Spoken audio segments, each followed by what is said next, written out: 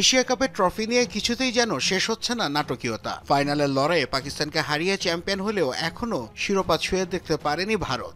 দুই দেশের রাজনৈতিক দ্বন্দ্ব ও সাম্প্রতিক সময় সামরিক সংঘাতের কারণে এসিসি সভাপতি ও পিসিবি চেয়ারম্যান মোহসিন নাকভির হাত থেকে ট্রফি গ্রহণে অস্বীকৃতি জানায় তারা। এরপর থেকেই দুবাইয়ে রয়েছে ট্রফিটি। এবার নিজেদের অর্জিত শিরোপা ফিরিয়ে আনার উদ্যোগ নিয়েছে ভারত। এসিসি চেয়ারম্যান বরাবর পাঠানো হয়েছে ইমেইল, জবাব দিয়েছেন মোহসিন নাকভিও, তবে জুড়ে দিয়েছেন একটি শর্ত। বিসিসিআইয়ের সাথে বেশ কয়েকটি চিঠি আদান প্রদান করেছে এসিসি।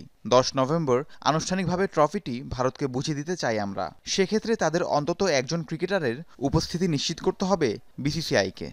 ভারতীয় গণমাধ্যমগুলো দাবি করছে নাকভির হাত থেকে ট্রফি গ্রহণ করতে নারাজ বিসিসিআই। সাম্প্রতিক সময়ে ভারত পাকিস্তানের সংঘাতের পেছনে তাকেও দায়ী করছে ভারত।